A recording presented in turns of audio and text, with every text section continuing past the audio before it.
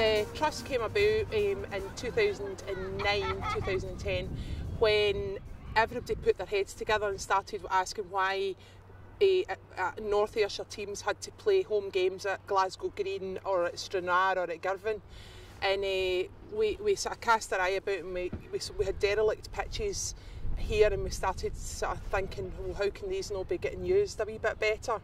And when we started counting up the amount of money we were spending on travelling and hiring venues outside North Ayrshire, it came to about £40,000 a year. So when you started getting into those kind of figures, it's not too far of a jump to say, well, we could maybe actually just do this ourselves.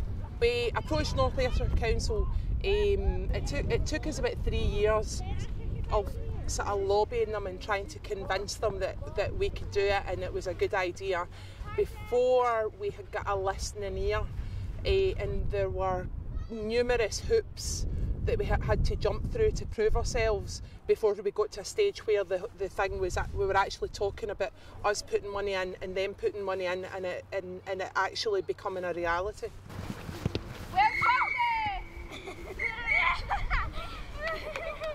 Any more of the fouling and it's going to be a red card. It's a yellow card for fouling. No more. It is a wee bit like a game of football. If you get a referee that's on your side or sympathetic to what you're trying to do, the road that you have to travel is a wee bit easier and doors will open a bit easier for you. If you're getting a referee who's maybe a little bit more sticky, it can mean that the barriers and the hoops that you've got to go through are a wee bit harder and a wee bit more difficult to achieve. There's definitely loads more local authorities could do to assist the process. I'm just not sure that the referees are quite on community sides as yet.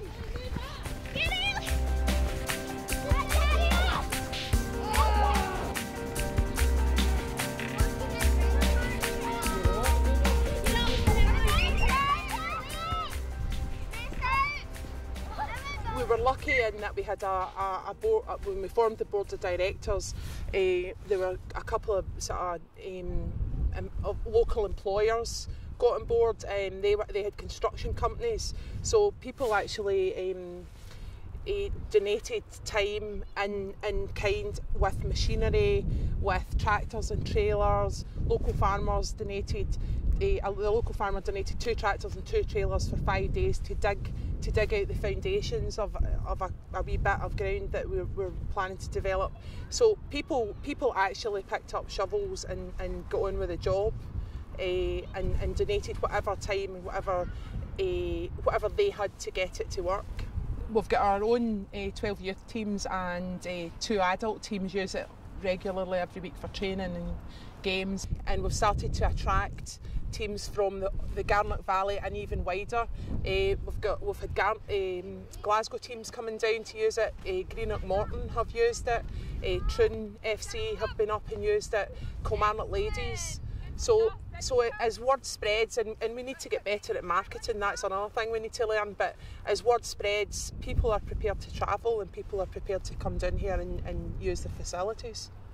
Control it and then pass it. That's better. Control it and then pass it. We're definitely not just about football. The football was really just a symbol of what we were trying to achieve. That's what people wanted to do, but we're kind of looking at more at the health and well-being of the entire community, whatever form that might take. If that's a wee cup of tea and a coffee for somebody that's a bit lonely, that we'll do that. If it's tennis, we'll do that. If it's a skate park for teenagers, we'll do that.